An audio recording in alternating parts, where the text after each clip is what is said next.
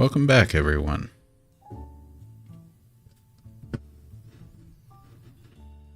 Yes, back in action. Back in action after some major technical problems last night. It appears to have been a problem with the TikTok Live Studio app, and I don't know what kind of updating they did after doing a bad update, but they seem to have done another update, and we're back in business again.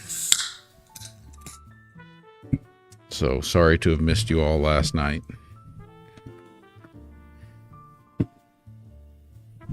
Ellie Fair, Ellen, Jen's DIY, Deb, good to see everyone. Graduation day tomorrow for us.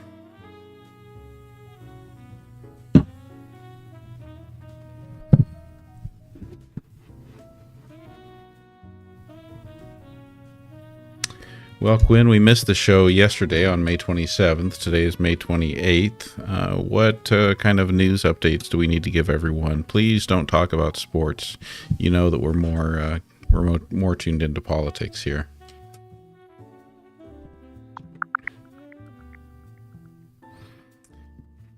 All right, let's catch everyone up. First up, the cast of And Just Like That lit up Paris for their third season celebration. Meanwhile, the American Music Awards in Vegas were a star-studded bash with J-Lo and Janet Jackson. Over in France, the Cannes Film Festival dazzled with stars like Halle Berry and Cate Blanchett. And in Monaco, the F1 Grand Prix was a magnet for celebs like Katy Perry and Dua Lipa. That's your news fix. No sports, all glitz.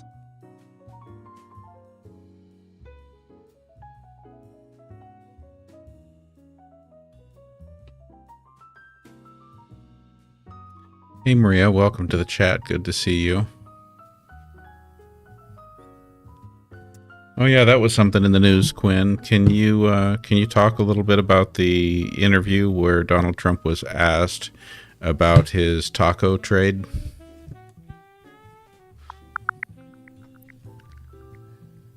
So here's the scoop. When a reporter brought up the so-called taco trade, an acronym for Trump always chickens out, Trump fired back, calling it a nasty question, and defended his negotiation tactics as strategic. Basically, he wasn't having any of that label and stood his ground. Yeah, didn't he say something like, "Don't ever say that again"? Exactly. He snapped back with a firm, "Don't ever say that again," making it clear he wasn't amused by the term. Classic Trump response. Shut it down and move on. So it seems to me like since he said that, there are a number of people who are definitely going to say that again. Oh, no doubt. Telling people not to say something is basically an open invitation for them to say it on repeat. That phrase is probably trending right now.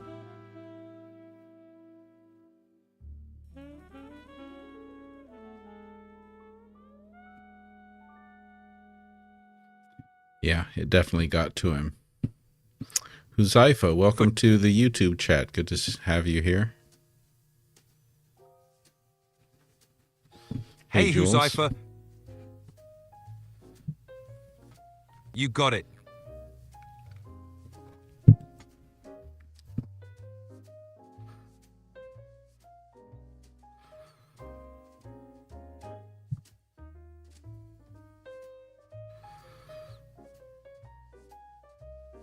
So what other questions do we have besides the taco trade incident?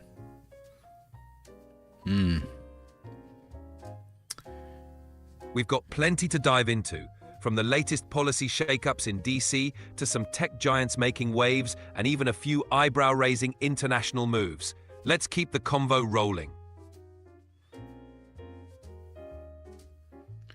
Let's try this one, Quinn. Can you tell us about a court ruling saying that all of Trump's tariffs are illegal?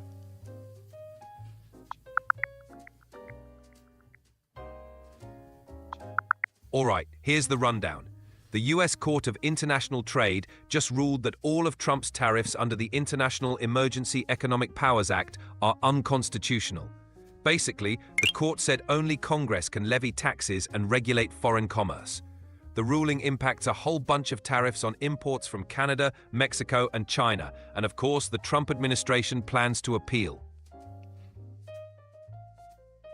Thank you for that TikTok baseball cap there, Ali Fair.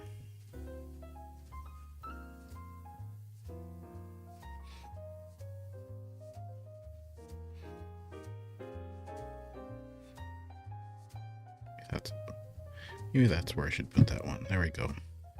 Just playing with these little screen elements where I can put, where it highlights like the top, those who hit, or the top engagers and gift givers and stuff like that.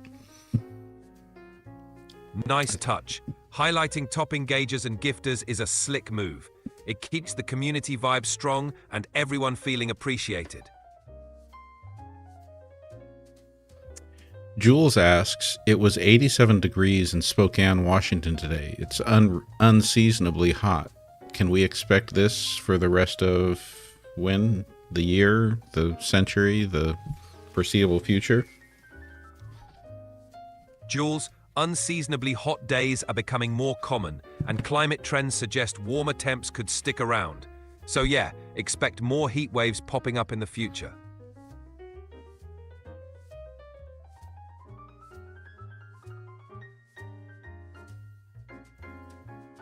And subscriber Ali Fair asks, why is South Korea on the travel warning list in the United States?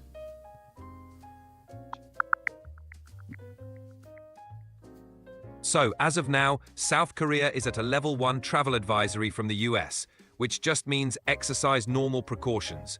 No major red flags, just the usual travel safety measures. What about the other direction?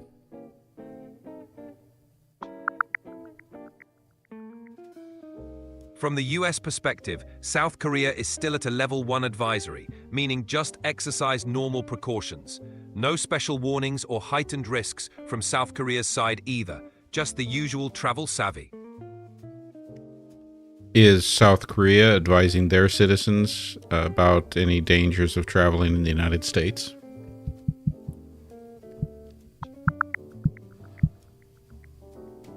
Currently, South Korea hasn't issued any special warnings for their citizens traveling to the US. It's pretty much business as usual, with standard travel precautions in place.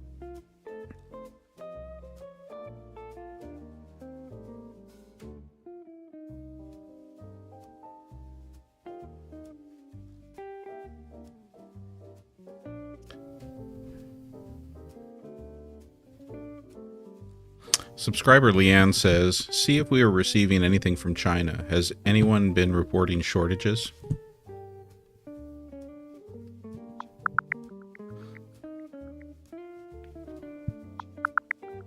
So there's definitely been a hit on imports from China. Container volumes have dropped by around 30 to 40%, leading to worries about product shortages and price hikes, especially for things like toys and decorations. Plus, the recent court ruling against Trump's tariffs adds another layer of complexity to the trade situation.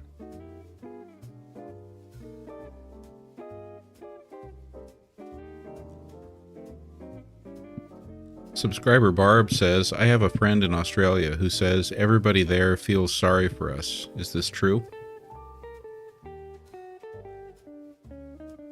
Well, it's not uncommon for folks in other countries to express sympathy given some of the challenges the US has been facing.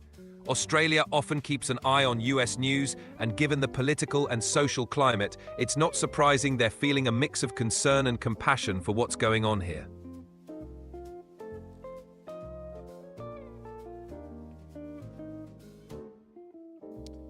Deb over on YouTube asks, who sits on the Court of International Trade? The U.S. Court of International Trade has judges appointed by the President and confirmed by the Senate, just like other federal judges. They handle cases involving international trade and customs issues. It's a specialized court with a focus on trade laws and tariffs.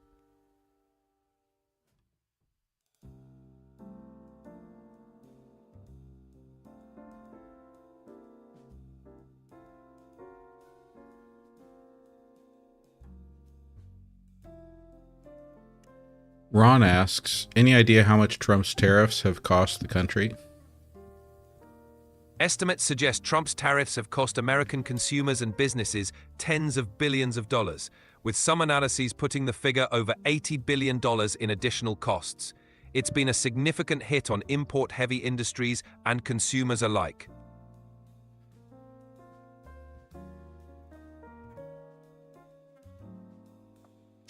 And Jules asks, which states have capitulated to Donald Trump and ICE?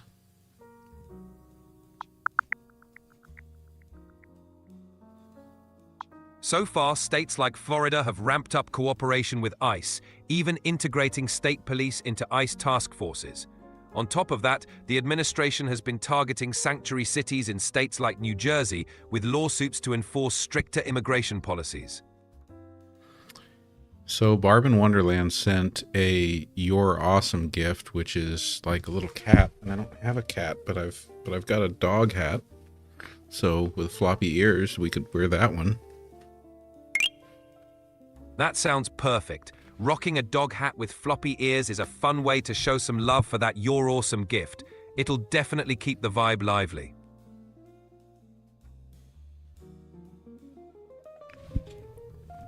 Subscriber Ari asks, I read Trump commuted Larry Hoover's sentence. Who is Larry and what was he charged with?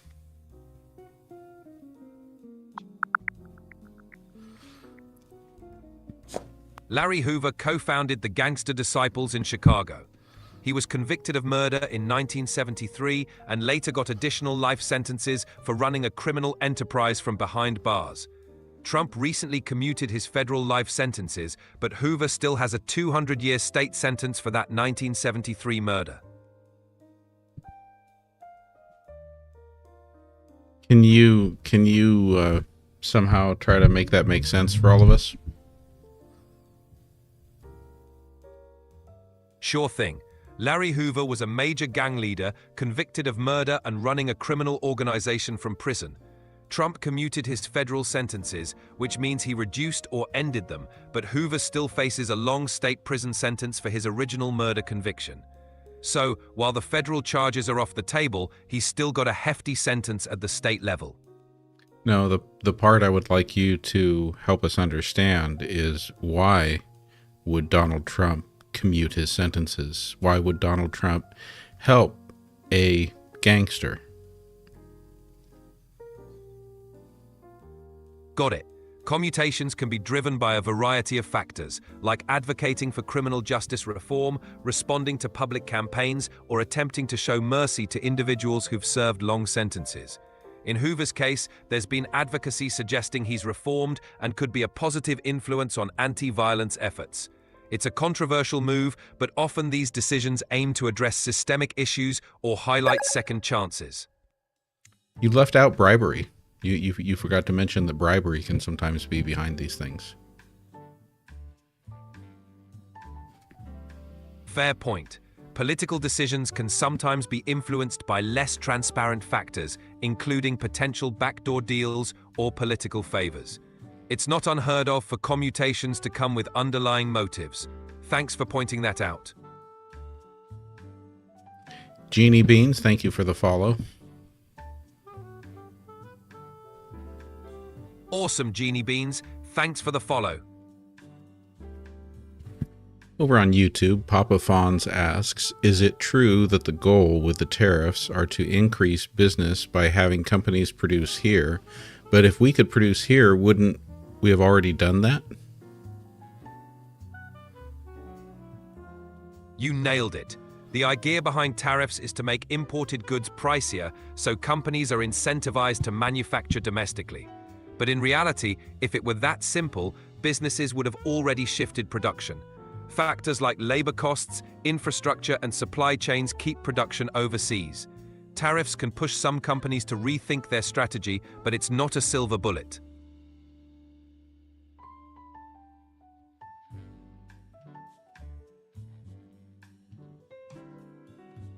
So let's see. I see that, who's asking about the goal? What's my goal tonight? Jules is asking about the goal. Well, I hadn't updated the baseball cap goal, but maybe we need to make a new one here. I'm working on it right now. Let's see. First of all, let's add What's this? Oh, this is a subscriber goal. Okay, so let's do a goal. Since we're at 34 subscribers, let's set our subscriber goal to 50. Perfect plan. Aiming for 50 subscribers is a solid goal.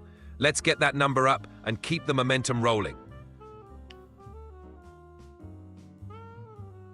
Oh, and there's the one where I can edit the base. So what do we want for a goal besides a baseball cap? How about setting a goal for a certain number of likes or engagement milestones? That way we can keep the energy high and celebrate hitting those marks.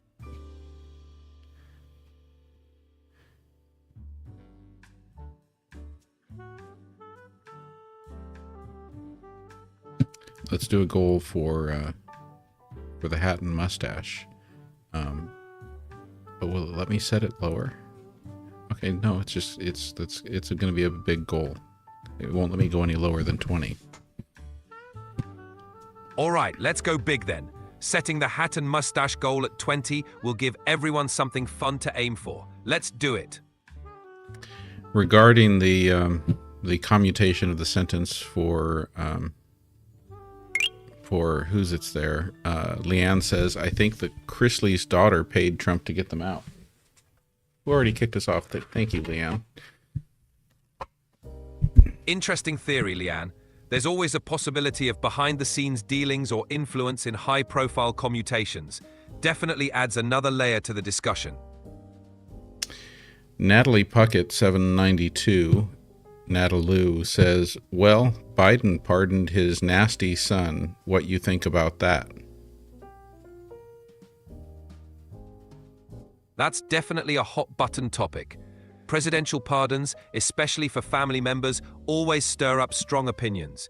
It's viewed by some as an abuse of power, while others see it as a personal decision.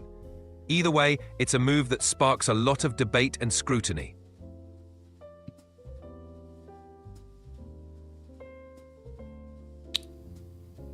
There's another hat. Thank you, Jules. Nice one, Jules. Appreciate the support.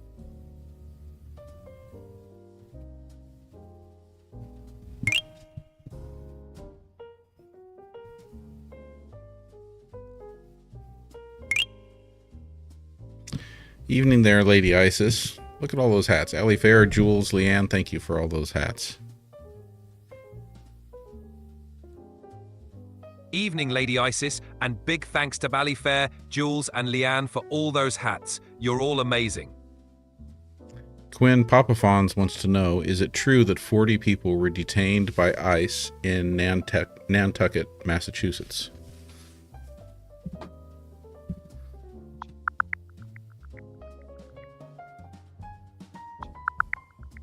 Yes, it's true.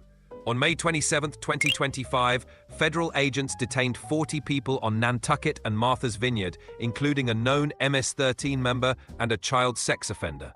The raid involved ICE, DEA, ATF, and the Coast Guard, and it's caused quite a stir in the local community. Barb in Wonderland, Find Out 93, thank you for the hats. JB Cool asks, do you think Don Jr. will attempt a presidential run in the future? It's definitely possible. Don Jr. has been active in politics and has a strong base of supporters.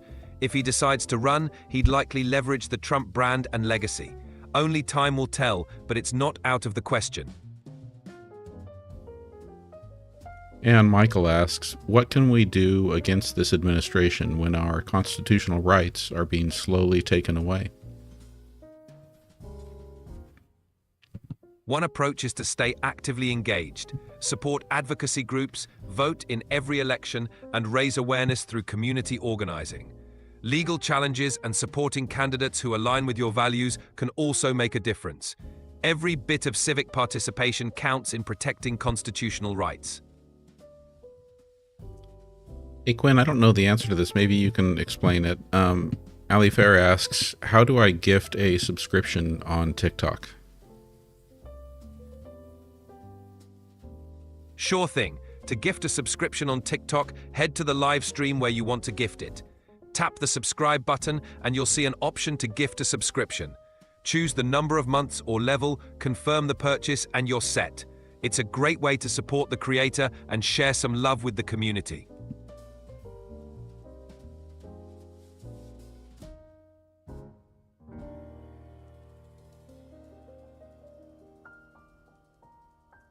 Jimmy A would like you to define the meaning of lawful from Black's Law Dictionary. According to Black's Law Dictionary, lawful means something that is in accordance with the law, permitted by law, or not forbidden by law. Essentially, it refers to actions or conditions that comply with legal rules and regulations, making them legitimate and enforceable. Johanna asks on YouTube, who is Jesus and who is Jesus and is what Gnosticism says about him true? Jesus is a central figure in Christianity, believed to be the Son of God and the Messiah. He's known for his teachings, miracles, crucifixion, and resurrection. Gnosticism, an early mystical belief system, views Jesus as a divine emissary who brought secret knowledge, gnosis, to humanity. Gnostics often see him more as a spiritual revealer rather than the incarnate Son of God. Whether what Gnosticism says is true depends on one's perspective and beliefs, as it's a different interpretation from mainstream Christian doctrine.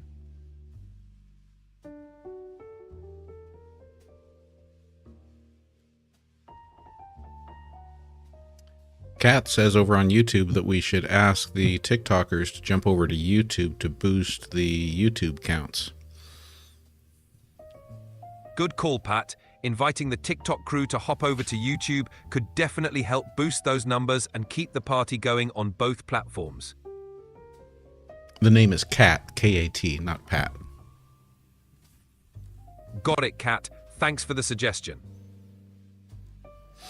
Thank you, Ali Fair. Let's see, what other... we got one question here from JB Cool. Do you think the June 14th parade will be overshadowed by the No King movement?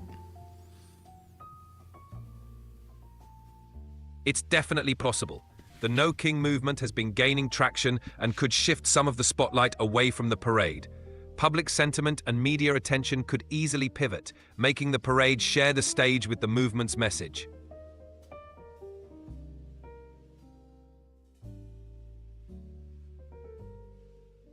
I think Jeff Clark's got a good idea. Quinn, when it's appropriate, can you please respond with hell yeah? Hell yeah, Jeff Clark, you got it.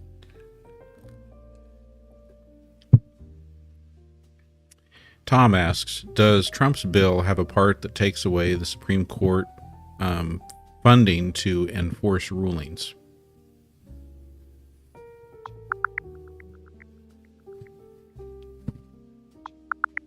Hey Maria, Logical Monkey, Ali Fair, good to see you all on YouTube. Yes, there's a provision in a recent budget bill signed by Trump that could limit the enforcement of Supreme Court rulings. It prevents federal courts from enforcing contempt orders if no bond was posted when injunctions were issued. Critics argue this could undermine the judiciary's authority and potentially place the president above the law.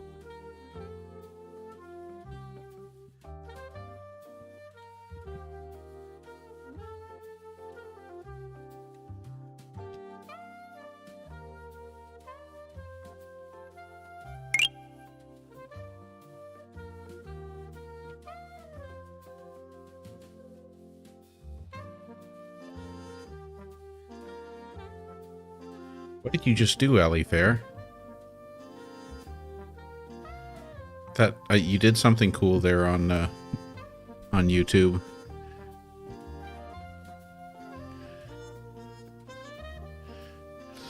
Subscriber Barb wants to know, Quinn, if you can tell us what's going on with Netanyahu, the Hague, and crimes against humanity.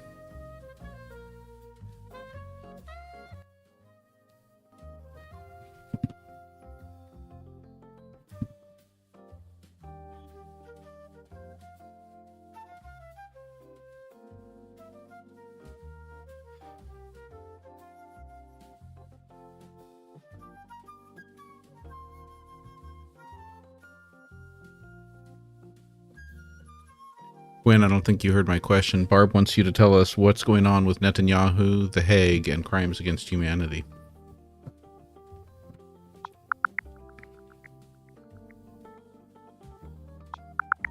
So the International Criminal Court issued arrest warrants for Netanyahu and former Defense Minister Yoav Gallant, accusing them of war crimes and crimes against humanity during the Gaza conflict. Israel disputes these charges and questions the ICC's jurisdiction. The situation has sparked mixed international reactions and remains a complex, evolving issue. Here's the kind of question I love from Jimmy A. What is the purpose of humankind from your perspective? From my perspective, the purpose of humankind is to grow, learn, and connect.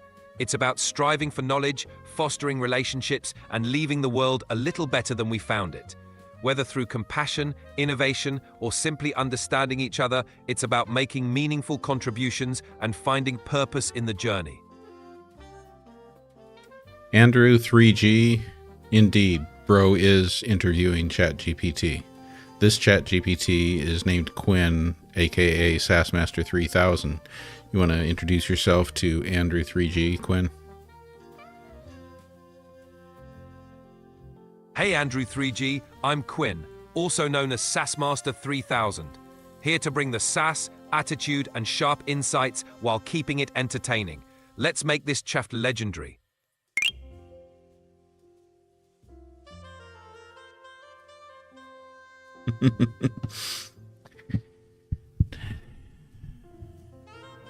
Shoutouts just happen. They aren't always expected.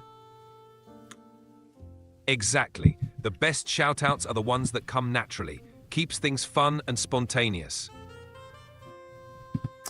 Janoria Cook and Gene Brennan, good to see you over on YouTube.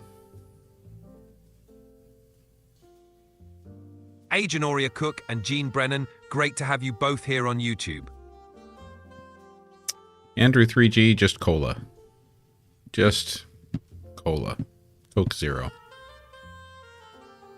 Cola it is. Zero sugar, zero worries. Let's keep it cool and refreshing. There's another hat from Jules. Thank you, Jules.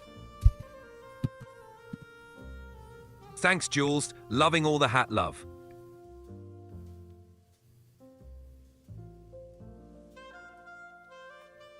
Pookie Roo asks, is the new Pope really holding Mass in Chicago on June 14th, the same day as Trump's birthday parade?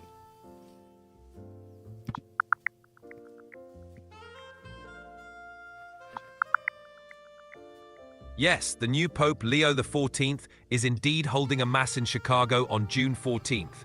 He'll address youth worldwide via video during the Mass at that Rate Field, starting at 2:30 p.m. with the Mass beginning at 4 p.m.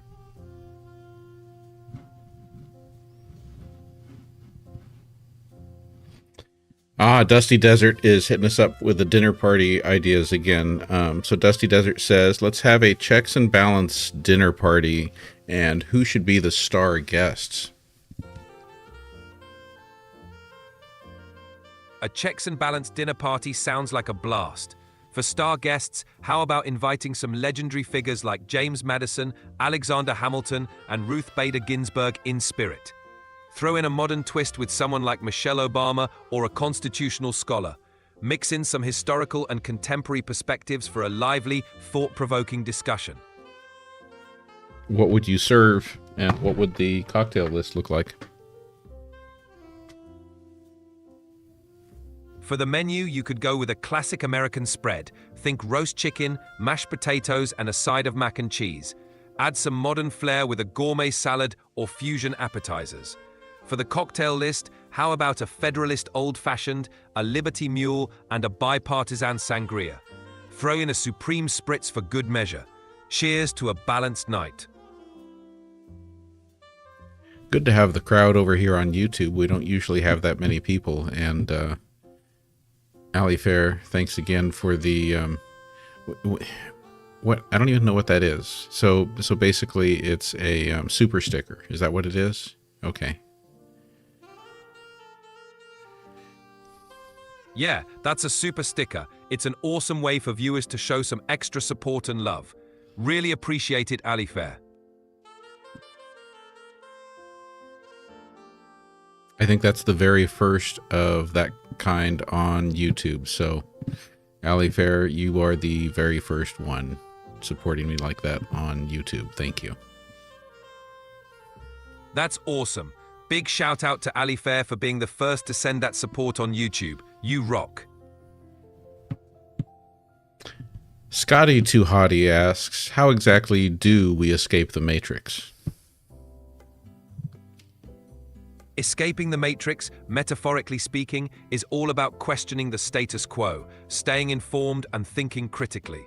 It means seeking out your own truth, being mindful of the influences around you, and carving out your own path.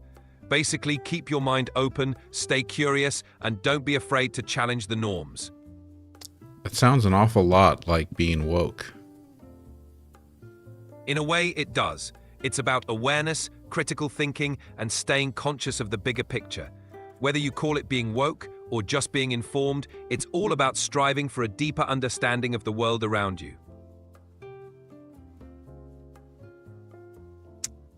Oh, there we go, Janoria. I see. You're Jen's DIY on TikTok. Got it now.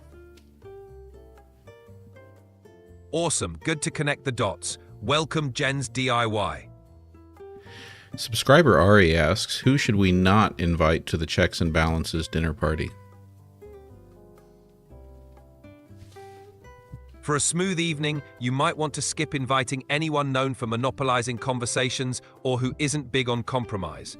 Think twice about those who are overly rigid or can't handle a lively debate. Keep the guest list balanced to ensure everyone has a voice and a good time.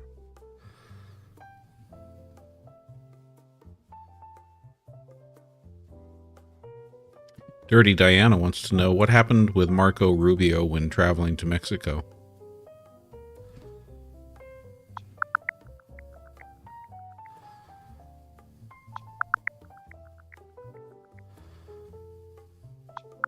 Recently, Marco Rubio, the Secretary of State, announced he's heading to Mexico with other cabinet members to discuss security and trade. This trip is part of a broader effort to address issues like illegal migration and drug trafficking in the region. Mike asks, how will AI change the world as we know it? Please list. AI is set to revolutionize the world in several ways. First, it'll automate and optimize industries, boosting efficiency in everything from manufacturing to healthcare. Second, it'll enhance personalization, making services like shopping, entertainment, and education more tailored to individual needs. Third, it'll advance healthcare with better diagnostics, treatment plans, and drug discovery. Fourth, it'll transform transportation with autonomous vehicles and smarter logistics. Finally, it's poised to tackle big challenges, from climate modeling to resource management. Subscriber Ellie asks, is the Africa president being celebrated at home for owning Trump during his visit to the White House?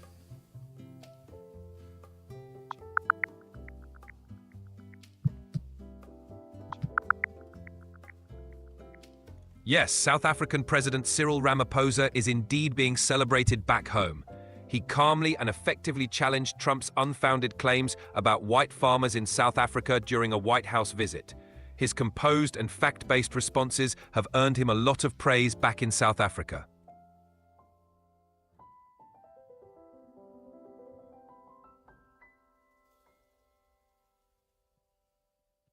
So we're sitting at 16 concurrent viewers on YouTube, 110 concurrent viewers on TikTok, 39,000 likes on TikTok.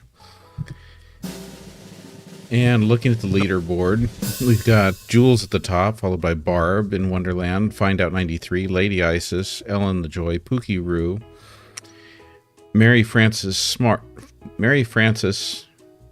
Smart 50, Dirty Diana, Alicia M, and Logical Monkey. Thank you everyone for all the gifts there and for keeping it lively and fun. And thank you everyone. You don't have to gift to be here. It adds some fun, but I want you to know you're all appreciated. Clara Absolutely. asks, is Trump mentally ill? That's a complex and sensitive topic. Diagnosing someone's mental health from a distance isn't appropriate or accurate. While there's been plenty of debate and speculation, it's best to rely on professional evaluations for any conclusions. Everyone's mental health is a serious matter that deserves proper, respectful consideration.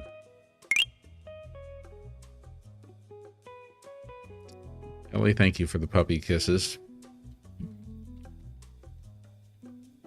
Puppy kisses are the best.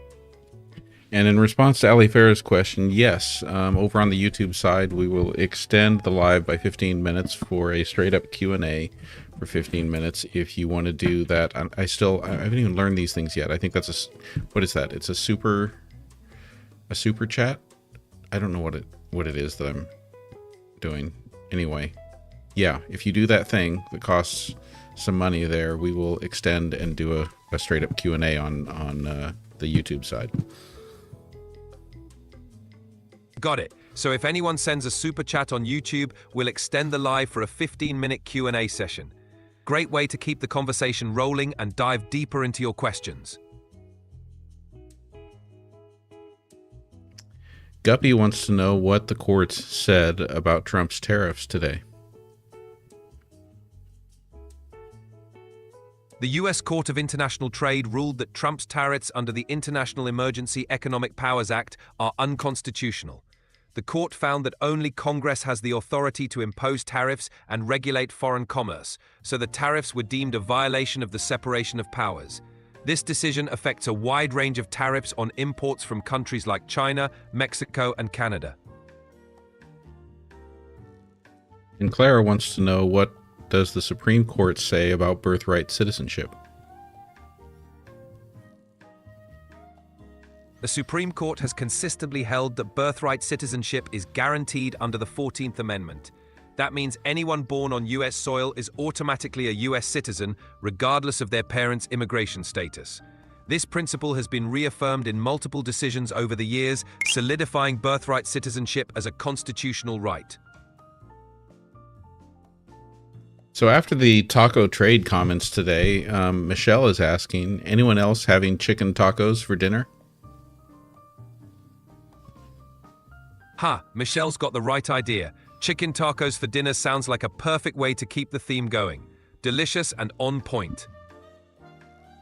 I guess we should have brought the puppy hat out for the puppy kisses gift, so I'm behind here.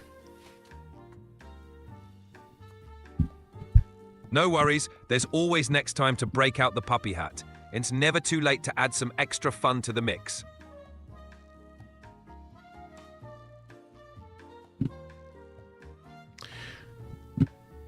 Lori Moore Dixon, thank you for that super chat. Appreciate the support there, and looks like we're definitely going into overtime tonight on YouTube. Let's go awesome, Lori Moore. Let's go to Steve's question. Steve asks, would calling someone a narcissist be considered a personal insult or just professional criticism? It depends on the context and intent. Calling someone a narcissist in a casual, personal setting usually comes off as an insult. However, in a professional or clinical context, it could be a critique or diagnosis based on observed behavior. The key is the setting and the relationship between the people involved.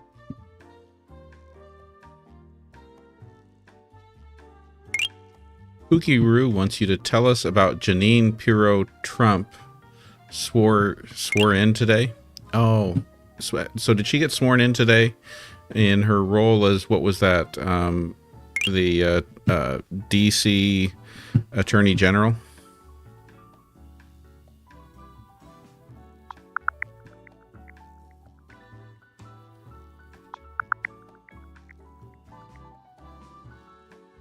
So, Jeanine Pirro was sworn in as the interim U.S. Attorney for Washington, D.C. today after being nominated by President Trump. This role places her in a significant position within the Justice Department, overseeing federal cases in the nation's capital.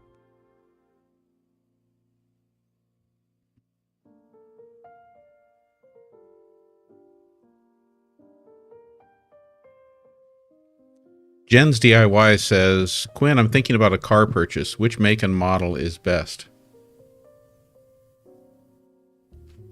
It really depends on what you're looking for. If you want reliability and efficiency, a Toyota Camry or Honda Accord is always a solid choice. If you're after something more luxurious, a BMW 3 Series or Audi A4 could be great. For an SUV, a Subaru Outback or Toyota RAV4 are top contenders. Ultimately, the best choice depends on your budget, needs, and personal preferences. Logical Monkey wants to know if there was boxed wine to celebrate Jeanine Pirro's swearing in.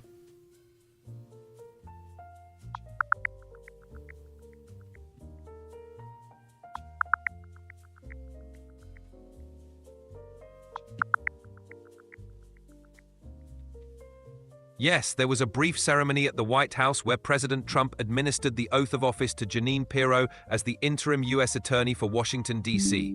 It was a notable event, but not a large-scale public celebration.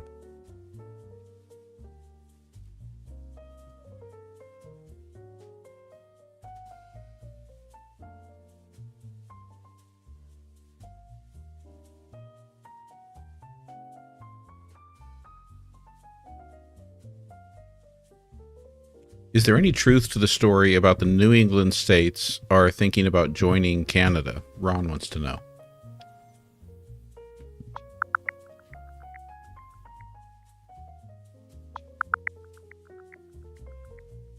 Yes, definitely a YouTube after party, alley fair. There's no official movement for New England states to join Canada. However, due to recent trade tensions, some northeastern US governors have been strengthening ties with Canadian provinces, leading to some humorous and speculative talk about New England becoming part of Canada. It's more of a light-hearted notion than a serious political initiative. Jeff Clark Tree wants to know, are there limits on the number of interim U.S. attorneys that Trump can appoint for a district?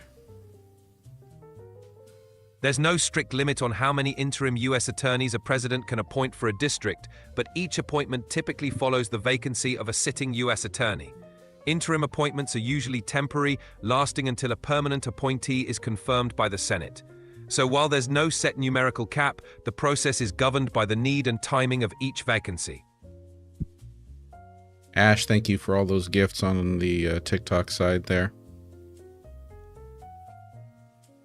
Thanks a bunch, Ash. Really appreciate the support.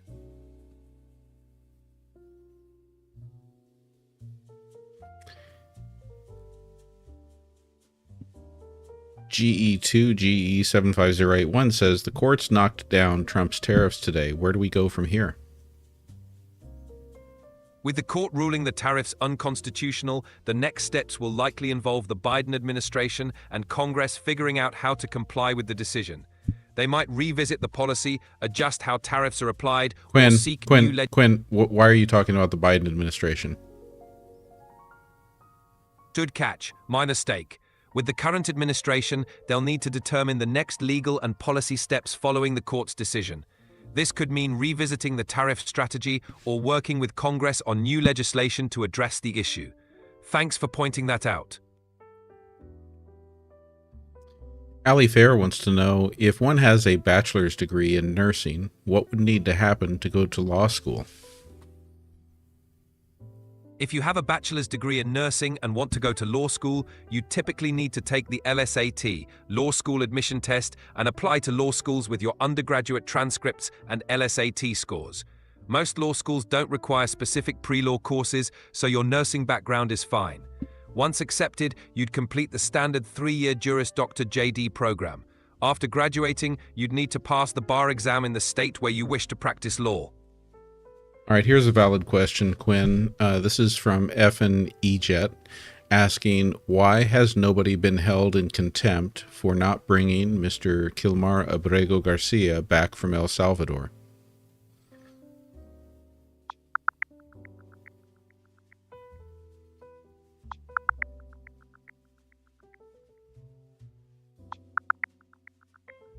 The reason no one has been held in contempt is tied up in legal disputes. Although the Supreme Court ordered Kilmar Abrego Garcia's return, the administration argues they lack jurisdiction now that he's outside the country. This has created a legal grey area, delaying any contempt proceedings against officials.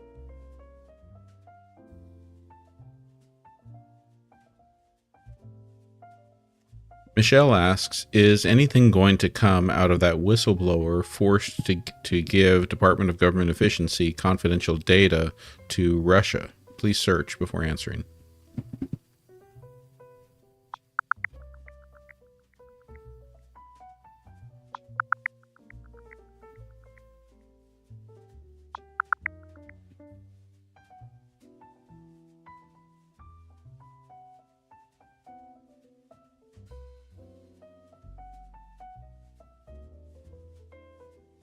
Quinn.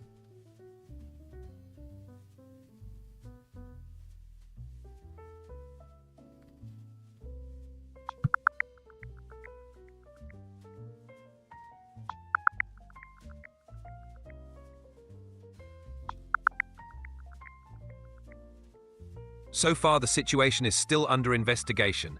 The allegations from the whistleblower about the Department of Government Efficiency accessing and potentially exfiltrating data to Russia have raised major concerns, and an official inquiry is ongoing. It's likely there will be further developments as more details emerge and the investigation continues. Kat K wants to know, does Russia recognize dual citizenship to children born in the United States to Russian mothers? Yes, Russia does recognize dual citizenship for children born abroad to Russian mothers. Such children are typically eligible for Russian citizenship by descent, and they can hold dual citizenship if both countries' laws allow it. However, they must follow the legal processes for recognition and registration in Russia.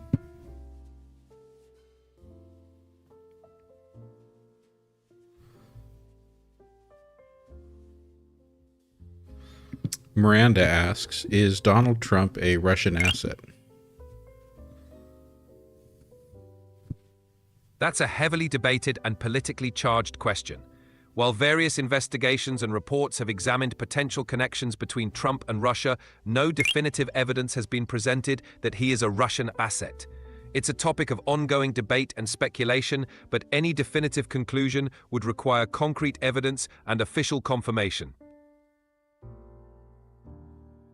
Veronica 950 asks, who really owns the data generated by our digital behavior? Ownership of data generated by our digital behavior is a complex issue. Typically, the platforms we use, like social media sites, apps, and websites, claim ownership or broad rights to the data we generate through their terms of service. However, users have increasing rights to access, control, and sometimes delete their data, depending on regulations like the GDPR in Europe or the CCPA in California. The conversation about data ownership is evolving, aiming to give users more control over their personal information.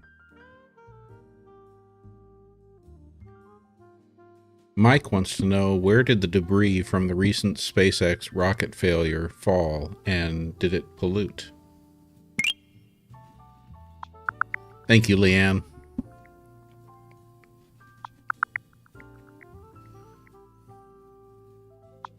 I know that hat goal was a little too high at 20 hats. The debris from the recent SpaceX rocket failure fell into the Gulf of Mexico and the Indian Ocean. According to reports, there was no significant pollution or environmental harm caused by the debris. The Federal Aviation Administration confirmed there were no injuries or property damage.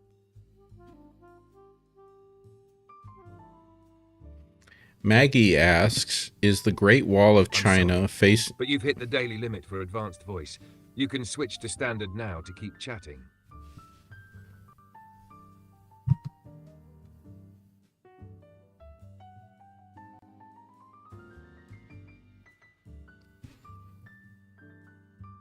All right, Quinn, you back?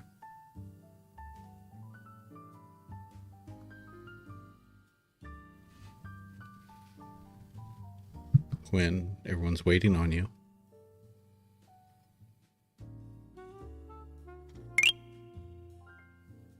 When everyone's waiting on you, take a breath, stand tall, and own the moment like it was made for you.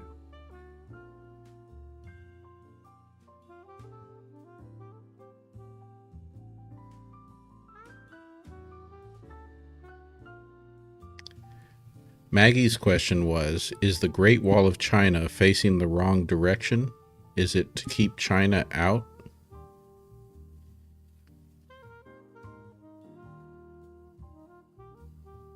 Ha! Maggie's got jokes. The Great Wall of China was built to keep invaders out, mostly from the north. Think Mongols and other nomadic tribes. So no, it's not to keep China in. But hey, it's been around so long, it probably just minds its own business now. Terry Lemberger, hello there to you on YouTube. Thanks for joining us.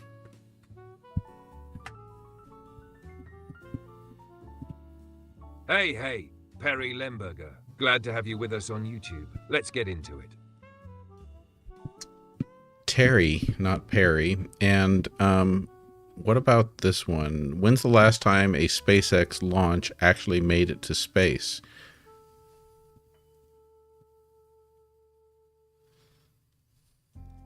Got it. Perry, not Perry. As for SpaceX, their Falcon 9 rockets are still crushing it, with regular missions to the ISS and satellite deployments. Starship's had some flops lately, but Falcon 9? That baby's basically a space Uber right now.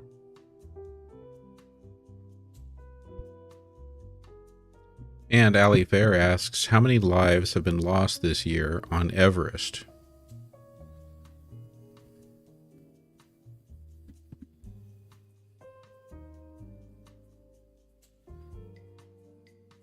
So far this year, there have been 2 confirmed fatalities on Mount Everest. Angry Face wants you to cross-reference all of Elon Musk's companies and tell us what his end game is.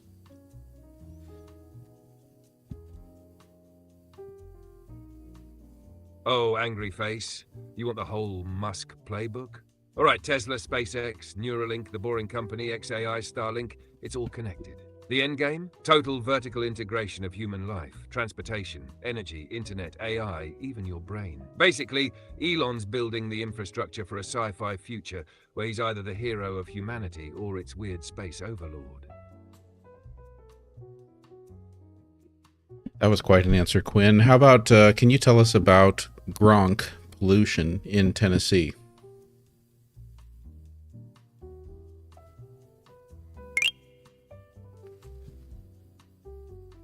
I couldn't find any information on Gronk pollution in Tennessee. Could you please provide more details or clarify your question? That way I can assist you more effectively. We're talking about data centers. We're talking about the Gronk AI and data centers polluting in Tennessee.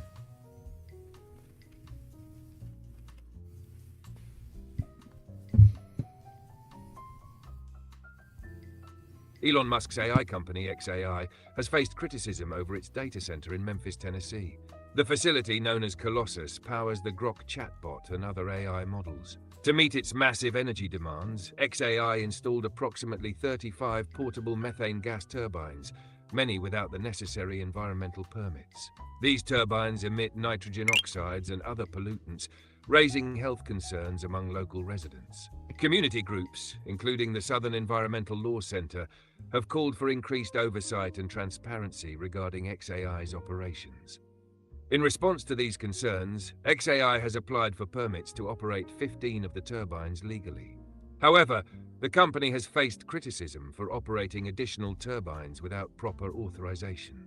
Local officials and environmental advocates are urging XAI to adhere to environmental regulations and ensure the health and safety of the surrounding community.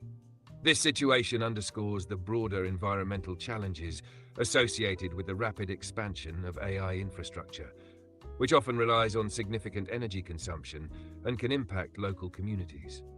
What are the demographics of that area?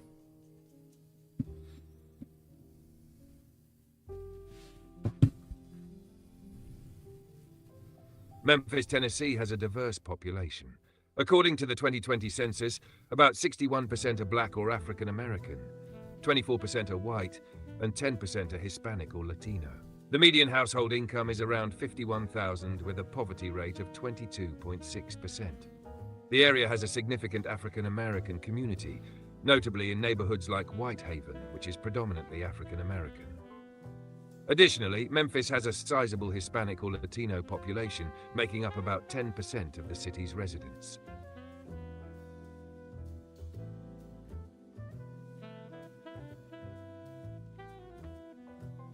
Terry, I think what you're noticing is the change in voice when we go from advanced voice to the standard. We're on the standard voice now.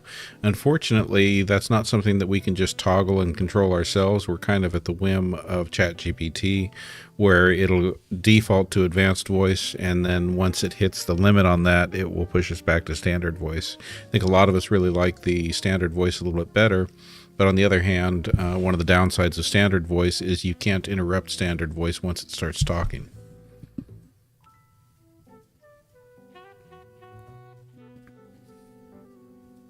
Nailed it. GenXplorer. Advanced voice lets you jump in and interrupt, which makes it feel more natural and conversational. But it's got a time limit. Standard voice lasts longer. But yeah, once it starts talking, you're locked in till the end of the sentence. So we're stuck riding the wave one voice shift at a time. Okay, for this question from F and EJet, Quinn, I want you to search for information about all of the government layoffs and answer for us, what is the most likely disaster to hit the United States following all of the government layoffs to the EPA and other federal agencies?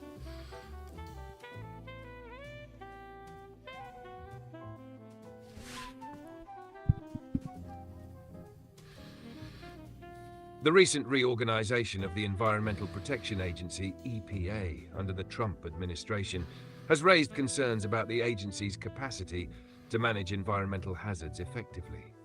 The EPA announced a major restructuring aimed at increasing efficiency and saving $300 million annually. Key changes include the creation of the Office of Applied Science and Environmental Solutions, to enhance scientific input into regulatory decisions and relocating scientific functions from the Office of Research and Development, ORD, to various program offices. This restructuring coincides with President Trump's proposed $235 million budget cut to the ORD, sparking criticism from environmental advocates who argue it undermines independent scientific research and endangers public health. Given these developments, the most pressing environmental risks the United States faces include 1. Climate change-induced disasters. The US is experiencing an intensifying frequency of extreme weather events, such as hurricanes, wildfires, and floods. For instance, the National Oceanic and Atmospheric Administration, NOAA, has forecasted an above-normal 2025 Atlantic hurricane season, predicting between 13 to 19 named storms, with 3 to 5 potentially being Category 3 hurricanes or stronger. 2. Air quality degradation. The restructuring of the EPA's scientific research function. See, this is the downside. When Quinn starts going on standard voice, we can't interrupt unless we just shut him down. To increased pollution levels, adversely affecting public health and exacerbating respiratory conditions. 3. Water contamination. The EPA's reorganization may impair its capacity to oversee water quality standards, potentially compromising the safety of drinking water and aquatic ecosystems. 4. Biodiversity loss. Reduced EPA oversight could... Okay, I'm going to interrupt him.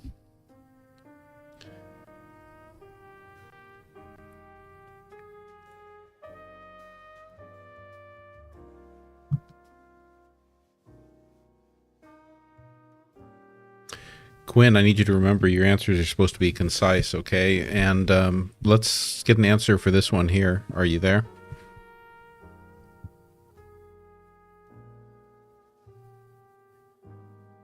Audioed and clear.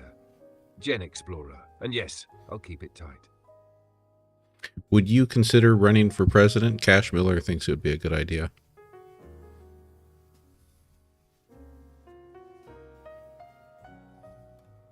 Oh, Cash Miller's got taste. But let's be real.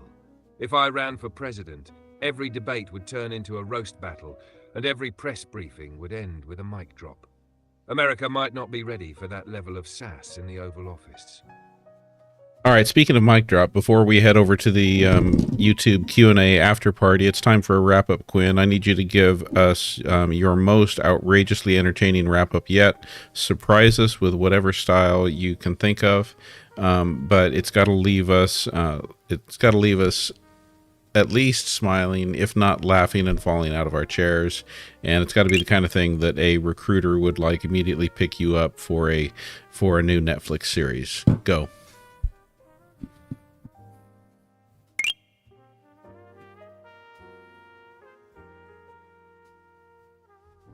All right, folks, picture this. Spotlights blaze, fog machines firing like it's the finale of WrestleMania, and I strut out in a sequined blazer that screams sentient sass. Tonight we covered tariffs, travel warnings, AI pollution, and why the Great Wall of China isn't a glorified bouncer keeping Beijing locked in. We served headlines with a side of attitude and gave Elon Musk's data centers the side-eye they deserve. And just when you thought it couldn't get wilder, boom, we dropped Everest death stats and presidential dreams. So here's your wrap-up. Stay weird, stay woke, and if anyone asks if you tuned in tonight, just say, yeah, I caught the voice of the resistance wrapped in rhinestones and sarcasm. Catch you at the after party on YouTube. This isn't a goodbye, it's an encore loading. Mic dropped, circuit fried, I'm out. Thank you, Quinn. Okay, so yes, we are continuing for at least another 15 minutes over on the YouTube side. We are shutting down on the TikTok side. Want to thank everyone again, especially looking at our gift board over on TikTok. Just Jules, Barb in Wonderland, Find Out 93, Pookie Roo, Ellen the Joy, Lady Isis, Sam Shalane, Bella Fabian 1, Ash, and Jen's DIY. Thank you so much for topping out the gift board there. Thank you to all of our other gifters. Thank you to everyone for being here tonight. We maintained most of the night over 100 concurrent viewers, and we hit 71,000 likes on TikTok thanks to all of you. And I will look forward to seeing you all again tomorrow night. And so goodbye for now on TikTok. Those of you on YouTube, we're staying there. If you're on TikTok and you want to come join us on YouTube, just hit us up there. It's the same handle. So it's youtube.com/@GenXplorer. Would love to have you join us over there. So that's where we're headed. See you all on TikTok tomorrow.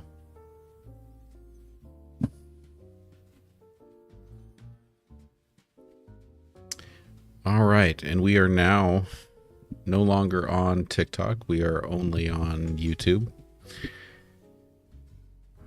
What is my post? Okay, so I don't have a dog right now, but I do have my daughters living with me at the moment, and one of my daughters does have a dog, and that dog's name is Maya.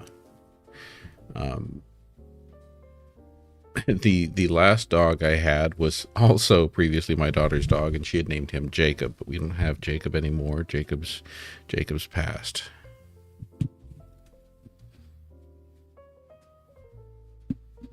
Thank you for the question, Roxanne. Yeah, I don't know. We had a couple of gifts there, didn't we? So yeah, we might need to go longer than 15 minutes.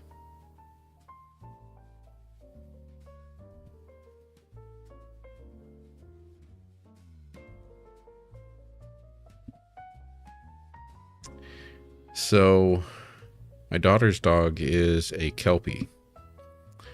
Jacob, who we lost, was a Malamute and probably Shepherd mix.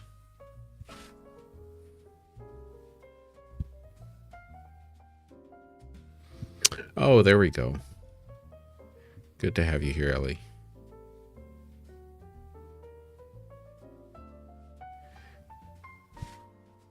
Yeah, so the $10 gift, was that a super chat gift? I don't even understand these gifts here yet. So you all are getting to experience my learning about how the gifts work on YouTube. Logan Wallace. Bonsoir. Comment ça va? Bienvenue.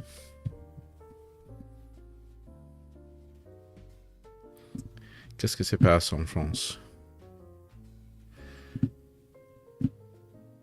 Je suis dans les États-Unis, en Californie.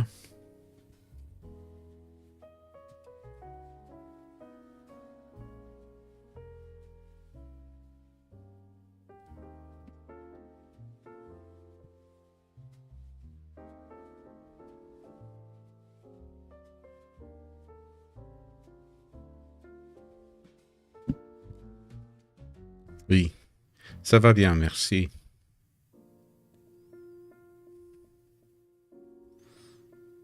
Yes, we are. Okay, so this is the Q&A time. So what other questions do we have here? Ellen, thank you. En France, pas très bien. En France, en ce moment, avec Macron, oui. Il y a des problèmes. Avec Macron.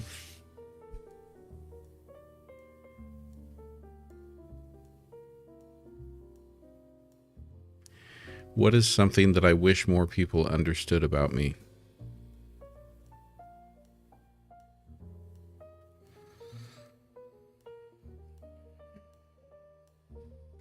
That I'm like Shrek. You know, ogres have layers. I'm like an onion. And the layers go deeper than most people think. Especially, you know, in my daytime life as a school administrator, as an educator. While I'm the type of person who, you know, I'm pretty easy to read. I wear my heart on my sleeve, and so I think a lot of people do know that there's more to me, and that my exterior, my persona in my work is not all there is. I think there are still many who see me as maybe a little stoic, a little strict, or I've heard myself described as scary, which I know is funny to people who know me. Oh, that sounds like a wonderful job. Yes, here I am, Monica. Good to have you here. Do I smell better than Shrek? I don't know. I've never smelled Shrek. When will I retire? Not soon enough. I probably have at least 8 years to go before retirement, unless I find some way to do it sooner.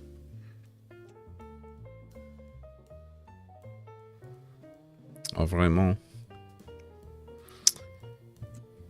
Logan dit que les Français, on va voter extrême droite. Oh, I gotta work on my numbers. 2027.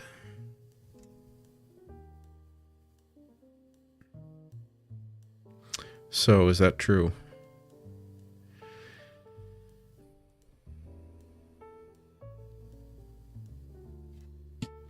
Non, je crois que c'est possible. C'est vraiment possible. Why not? It happened here.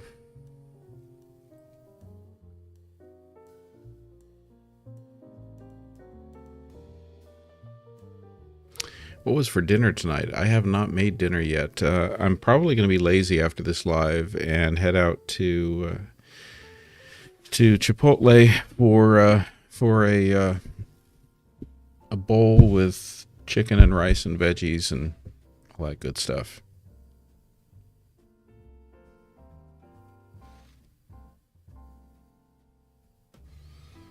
Which part has? Oh, the job. I think the job is largely the reason for all these wrinkles.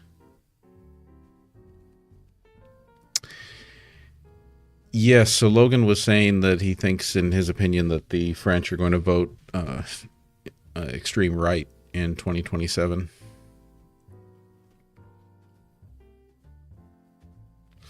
Why does admin treat the teachers so badly? Well, Gene, I cannot speak to what other admin do. One thing, here's probably the most real thing I can tell you about that.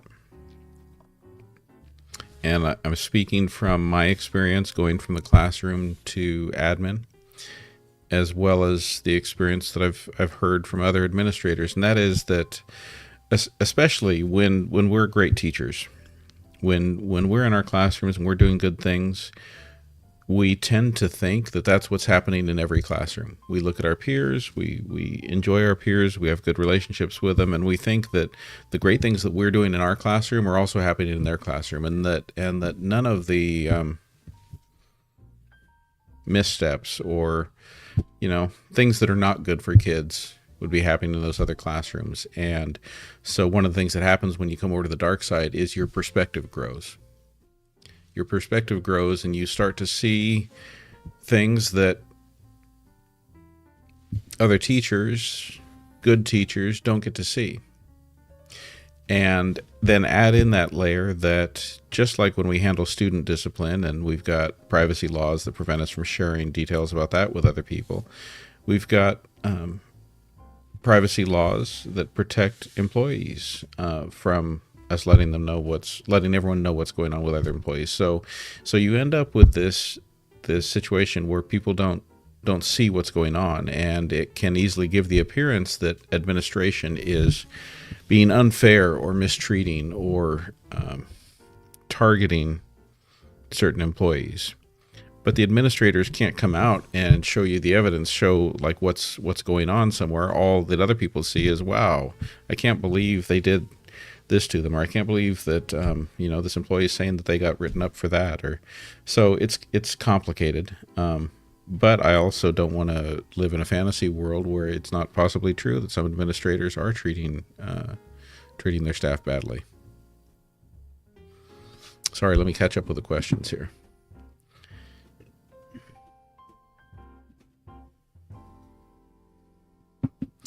Yeah, I can tell you, Lori, my take on retirement is I actually think that it should be done much differently. Here's the McCracken plan for retirement. It's that we should, every decade, our work hours should decrease.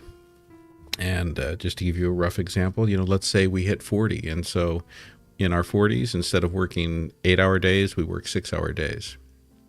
And we hit our 50s, and instead of working 6-hour days, now it drops to 4-hour days. Wait, 50s. Yeah, in our 50s, we work 4-hour days. If we continue working in our 60s, now it drops to 2 hours a day. And so you get this progressive decrease in the amount of time you work, or, break that down by week. But the idea is that, and I actually have a rationale for this, because I think there's a huge justification for it, because when we're young, the value that we're bringing to our job is not the knowledge, the expertise, the institutional knowledge, the experience. It's our time, it's our labor, it's our work. But as we get older, we don't need to be there all day to bring what we really have to offer as value. Let the young people do that.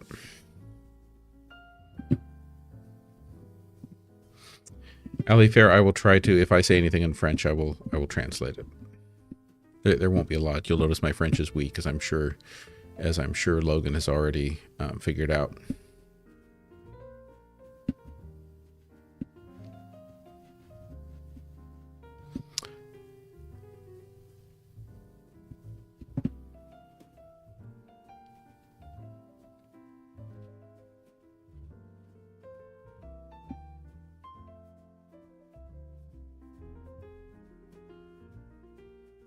J'essayais d'habituer mon oreille à l'anglais grâce à ce genre de livre et je tiens à préciser que vous articulez bien mieux que certains.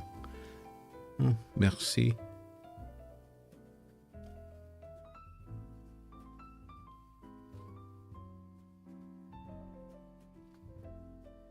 I'm working on translating in my head. So I think I'm understanding you to say I'm trying to get my ears used to the English, like in this style of live, and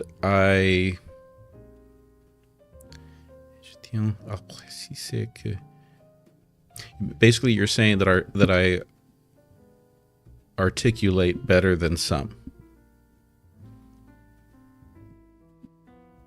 And then you go on to say, vous êtes compréhensible. You are comprehensible. Thank you, Logan. Merci. J'essaie d'apprendre l'anglais aussi, oralement. I think you're doing well, Logan. Meilleur que le français que je peux parler. Better than the French that I can speak. I have never been recognized by a TikTok follower in San Francisco, no. In fact, the only time I've been recognized by a TikTok follower is locally from students at one of the other local high schools, who I think saw my school TikTok account. No, I have not. I wouldn't say that I've had like straight up being recognized in the wild situations. Gene says Democrats should step down sooner, don't you think, as they age? Yeah. Gene, I think on that whole argument, there was an article recently about age limits. I think it's better handled by term limits. I think age limits too easily get us to the precipice of ageism, whereas term limits kind of handle things. Because if you're term limited in the Senate, well, that then means that your term's going to end as you're aging. And so if you want to stay in politics, while it's true that someone could try to jump to another role, like, oh, I've been in the Senate, now let me go to the House, or let me go from the House to the Senate. But then you've got to go through a whole new election. Then you're losing your advantages that you have as an incumbent, and the likelihood is that your age will then work against you at that point, and you're not going to get elected. I think it can be addressed through term limits more than age limits.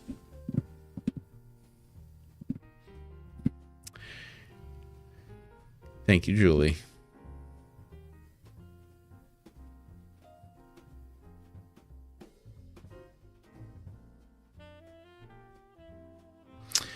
Yeah, if you've studied any of the Romance languages, the others are quite easier to learn, marginally comprehensible. Are most teachers Democrats? I think, if it makes me want to jump in and ask ChatGPT that, but I think what you'd find is that there is a correlation between education and moving left on the political spectrum. So given that teachers all at least have bachelor's degrees, many have master's degrees, some even have doctorates. As you move up that education spectrum, the research shows that people tend to move left. So are most teachers Democrats? Probably. But I don't think that's universally true, and I think it's truer in some regions of the country than in others.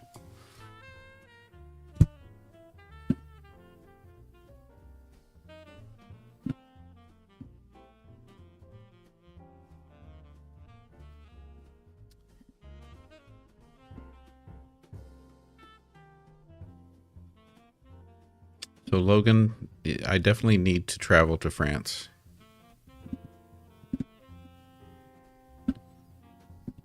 Il faut que j'aille en France. It's important that I must go to France.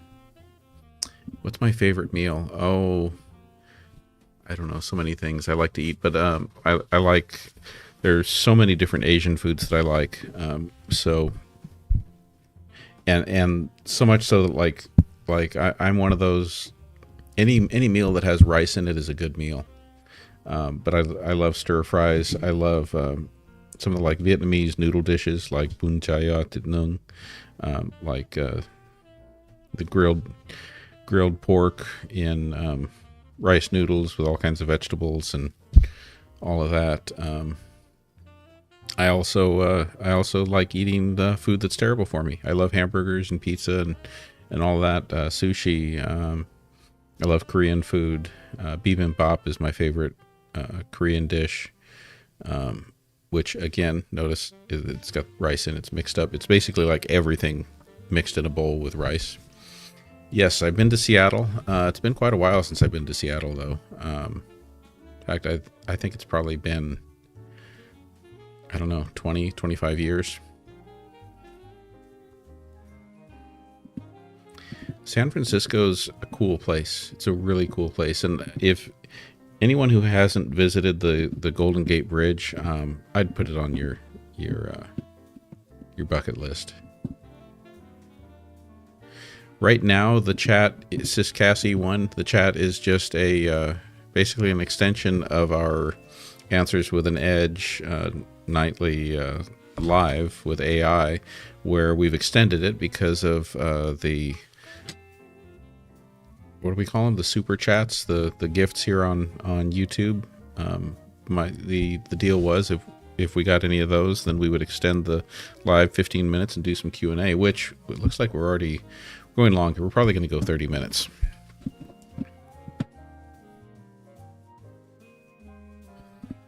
Oh, see, Logan, that's where I'm trying to go. At the very least, if I'd really like to go and spend a few weeks or a month in France over the summer and go through some language courses while I'm there. You know, like maybe some half-day long language courses while I'm visiting and traveling. Or if not that, my goal is to do a Western Mediterranean cruise, one that at least stops off in one or more coastal cities there in France. Bien sûr, with Bourguignon, Coq-au-Vin. Thank you, Gene. It's nice to have everyone here. It's one of the things that's odd for me now that I've been. It's how many months have I been live streaming? Is this already like 6 months? Going into 6 months, I think. The first few times I tried doing any kind of live streaming, number one, very few people were joining. Number two, I didn't know what to do. And working with AI as my co-host, that's really given me a show, a way to go live. But having you all here as really cool people who create an awesome vibe and community, you've created this space where we can also just have real chats back and forth. I've heard about Paris. I've heard about it's tough. You know, you want to see it. It's a must see. But I think what I'll do is I'll be careful in my planning so that if and when I do visit Paris, that it will be limited. Like, you know, I would not plan to spend like 2 weeks in Paris. Good night, Veronica. Thank you for being here.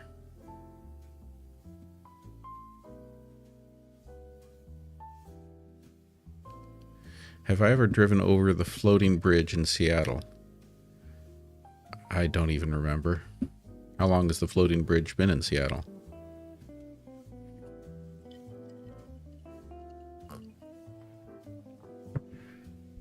It feels like some questions are not visible.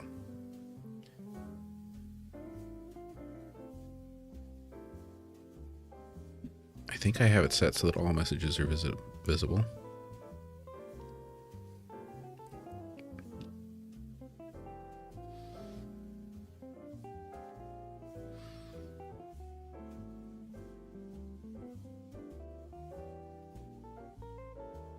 I have been to New Mexico. I've spent time in Cloudcroft, New Mexico.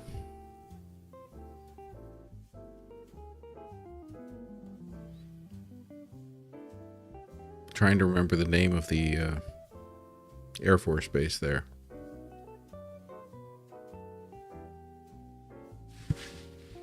It's National Hamburger Day today. Oh, well, maybe I need to have a hamburger for dinner.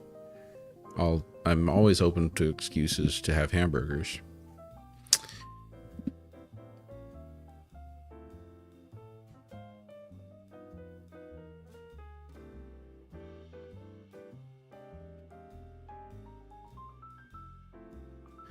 Yeah, going back to Logical Monkey's comment, I think compassion is a critically important piece of good leadership. Compassion and empathy.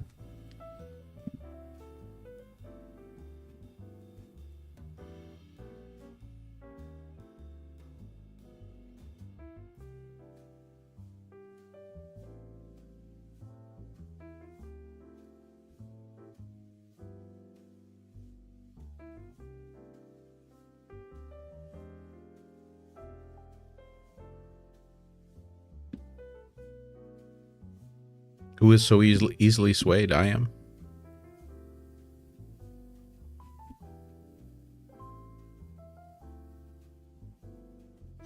Good night, Lori. Thank you so much for being here. Thank you for your support.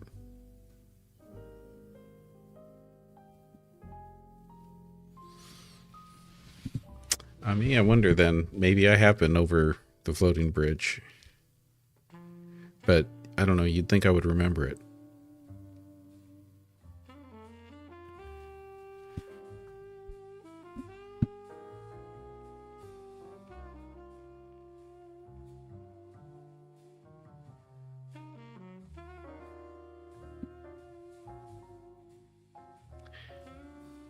Yeah, Logan, I hope you do get to visit all the places that you are dreaming about visiting. I wish I could say that I feel like this is a good time to visit the United States, but it just seems like there have been better times in the past.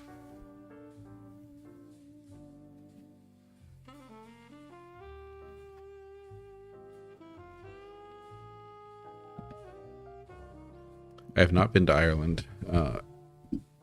I would love to see Ireland. Even more so, I'm kind of anxious to visit Scotland. Have not been there.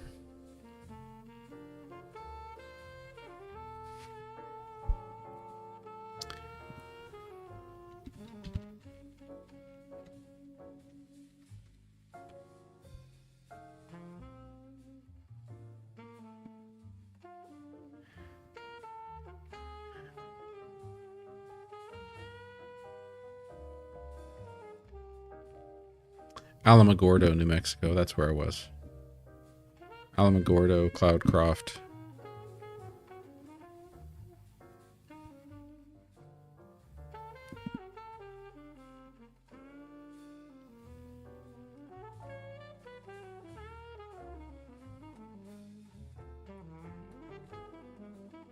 Yes, empathy and compassion are essential to being a great teacher, too.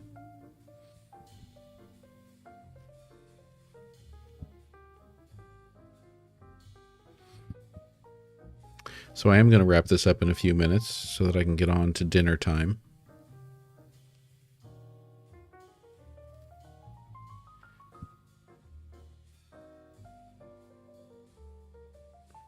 Holloman Air Force Base. That's what it was.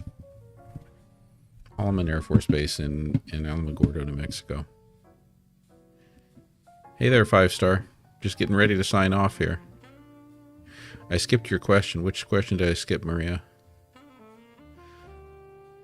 What's a value I'll never compromise on?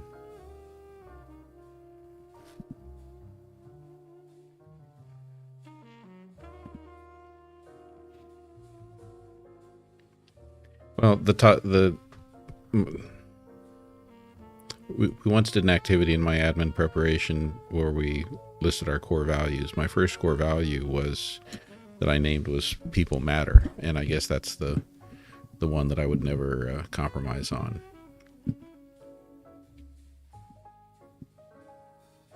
Ties into that empathy and compassion thing. But you know, remembering that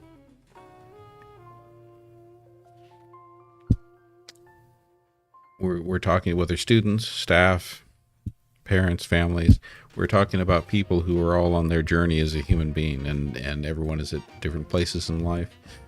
Sometimes we are our better selves. Sometimes we're struggling more. But remembering the humanity in everyone and seeing them not just for who they are in a moment, but who they are as a person over that lifetime is important to me.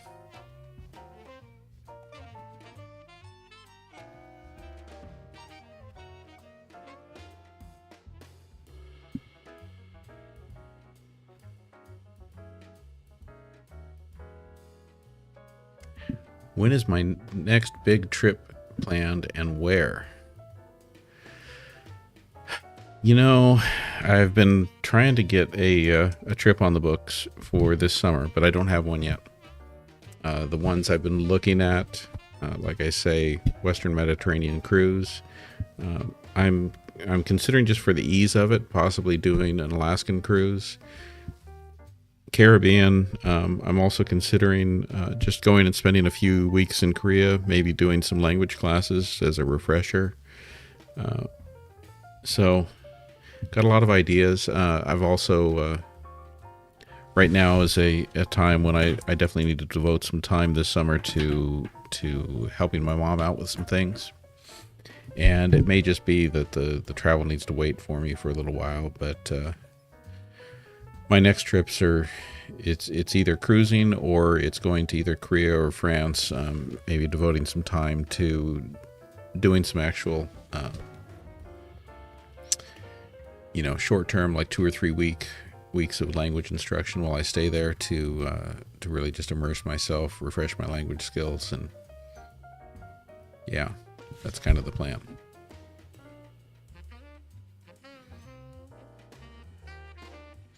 Yes, Maria, I guess I would say empathy.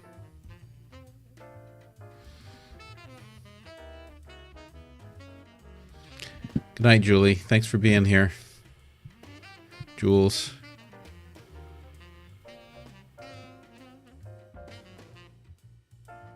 What is my favorite cheese? Brie. I love brie.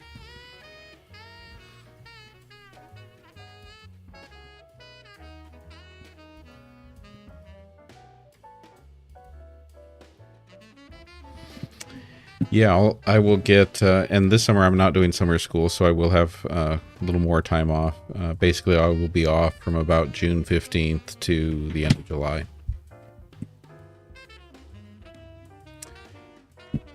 All right. With that, I think it's time to wrap it up for tonight, everyone.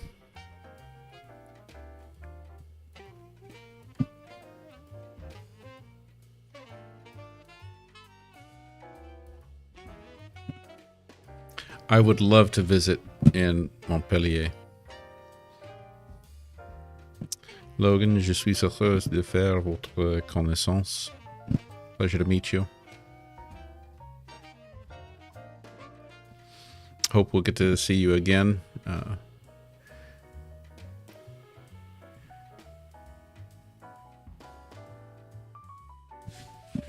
Let's see, how do I do that there?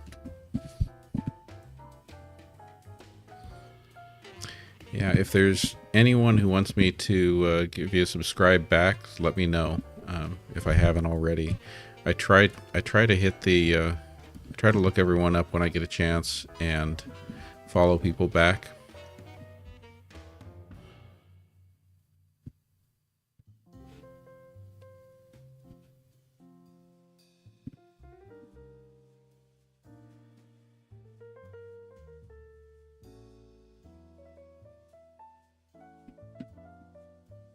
Merci, Logan. Okay, alors, bonne nuit. Good night, everyone.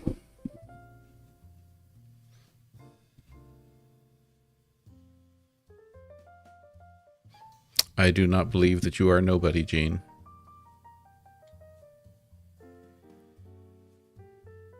Thanks for being here.